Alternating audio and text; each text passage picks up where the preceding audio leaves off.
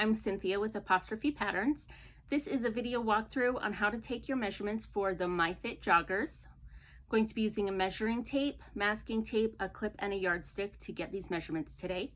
And I am wearing a pair of leggings that fit me well so that there's no loose fabric to impact the results of my measurements. I'm going to start with the hip measurement, which is taken at the fullest part of my lower body above the crotch. This measurement can be taken as a split measurement or as a full measurement. So we'll start with the full measurement and demonstrate that. I'm going to wrap the measuring tape around my body and meet at the center front.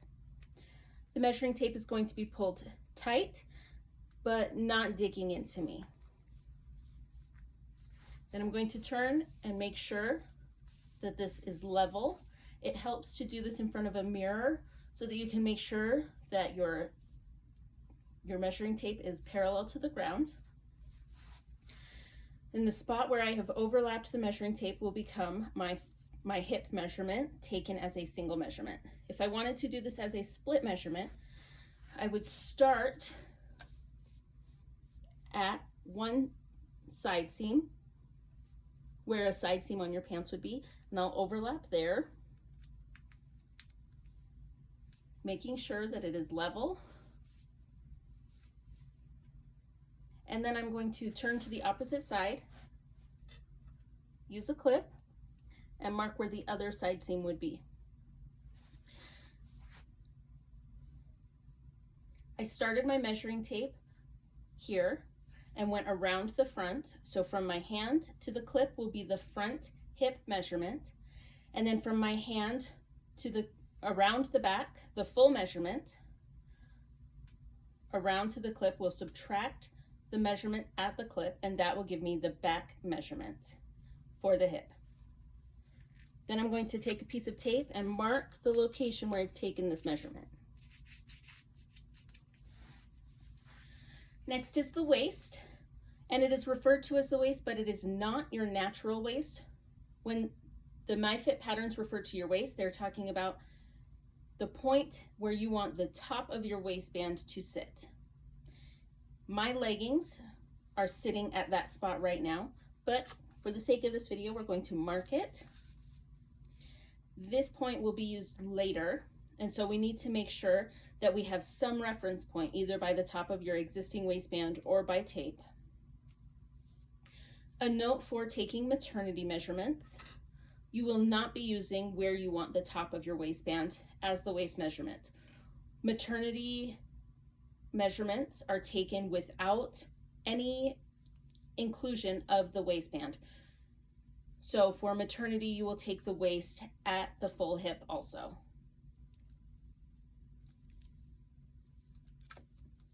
To take the full measurement for the waist without using split measurements, I'm going to, once again, wrap behind my back and meet in the center front. Checking to make sure that this is level. And that will give me my single measurement waist. To take it as a split measurement, I once again rotate it to the side.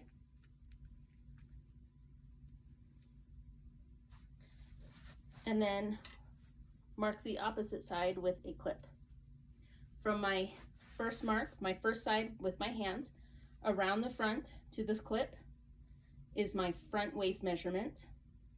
And then the full measurement, if we take the full measurement, subtract the number at the clip, that will give us the back waist measurement. Next is the waist to hip, and this will tell the pattern how much space you have between the waist and the hip for shaping. So we're going to start the top of my waistband and in a straight line go down to where the tape sits, and that will give me my waist to hip measurement.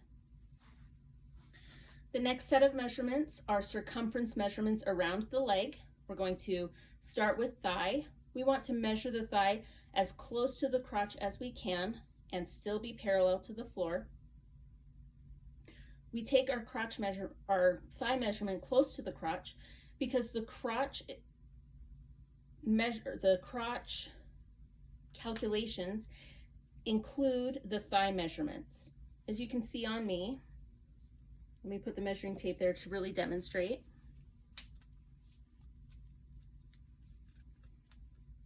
This is my thigh closest to my crotch. You can see just below that, my thigh is actually fuller. So if I took my measurement here at the fullest point, when the calculations are done for the crotch curve, I would end up with too much fabric in this area. So you're going to make sure that the thigh measurement is taken parallel to the ground, as close to the crotch as you can. Next is the knee measurement. We're going to use a piece of tape and mark the center of the knee at the inseam. And this is where we will take our circumference measurement for the knee.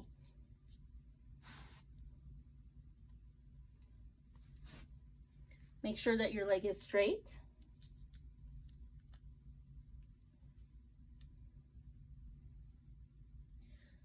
Next, we will be taking the calf measurement, which is taken at the fullest part of the calf.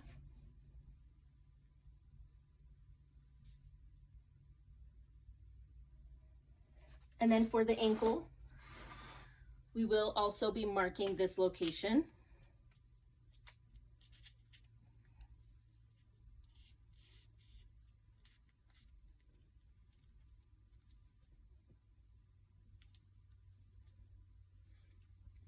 At this point in the generator, you will come to a screen called Advanced Leg Adjustment. Review the picture that is there to determine if one of these applies to you and check the box. You don't need any additional measurements. Next, we're going to be taking the inseam measurements. Typically, when we take an inseam measurement, we start with a 0 up at the crotch, and then we measure down the leg, and the number at the bottom will be the full measurement. But when we measure ourselves, we have to do it differently. So I'm going to put a piece of tape at the starting point, and I'm going to tape this over where I took my knee measurement. I'm going to stand with my leg straight and go up the inseam until I meet the crotch. And this will be the first inseam measurement, which is crotch to knee. And this point where you are pinching will be the crotch to knee measurement. I'm going to do the same for the crotch to ankle measurement. I'm going to tape the starting point of my measuring tape over where I took the ankle measurement. I'm going to go up in a straight line up my leg on the inseam. And you can see that I'm pulling the measuring tape tight, but not to the point where it moves the ankle marking down there. And it's not baggy. And then the spot where you are pinching becomes, or will tell you, the crotch to ankle measurement. Now in joggers, maybe you want your inseam to be longer than the ankle. And in this pattern particularly, there are options that would give you a leg, a wide leg or a flare leg, and you would not want that to stop at the ankle. And so there is a third box below for your desired hem length or crotch to hem. So if you were going to be making trouser style joggers, you would want to take this measurement with shoes. But I'm going to measure farther down on my foot. I'm going to tape the measuring tape there and then go up the inseam and get this longer measurement for crotch to hem. The next measurements are the trickiest. These are front crotch depth and back crotch depth. We're going to be using a clip and our marking point and our yardstick. I kind of sit on the yardstick and it's right up at the crotch level. You want to make sure this is parallel to the floor. Some members of our Facebook group have used a level and found that to help them achieve success in making sure that this stays parallel to the ground. I'm going to use a clip and clip my measuring tape to the top of my waistband and just let it hang. Make sure that the yardstick is level. A mirror is going to be very handy for this, very helpful. And then I'm just going to use my fingers and reach over to grab the measuring tape and get the crotch depth for the front.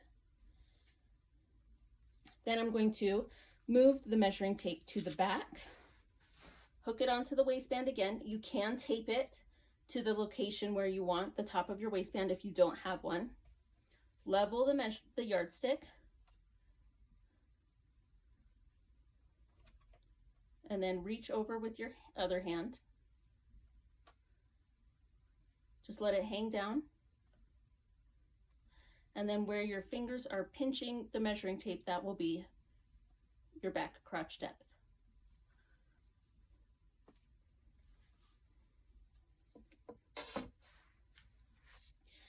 Next, we're going to take the rise measurements, and I'm going to recommend that first you take the full rise measurement. This is done by putting the measuring tape in between your legs, starting at the front where you marked the waistband, the waist marking, going around the back and up to the back waist. Pull it tight, but not to the point where it is cutting into you, just so that there's no gapping. And then you can release, and this will be your full rise measurement. And make a note of it so that later you can add your front and back rise together and make sure that they equal this number. From the point where you are at when you're taking the full rise measurement, I'm going to clip the measuring tape back to my waist. You can tape it there, and then I go back to the full measurement. Then I'm going to take a clip and mark the center mark where the crotch seam would be, or the inseam would meet the crotch seam. That is one way to determine both front and back crotch rise. At the same time, it will take math from the first clip at the start of your measuring tape to the second clip. That will be the front rise, and then the full rise measurement, subtract the front rise, will give you the back rise. You can also find the crotch or the center of the inseam where it meets the crotch seam. Start your measuring tape there.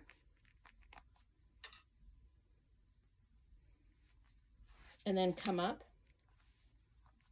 meet the waistband, the waist, and that's the front measurement. And then at the same location, at that seam, take the back measurement. If you do this method, you really should add them together and make sure that it totals the front and back rise together.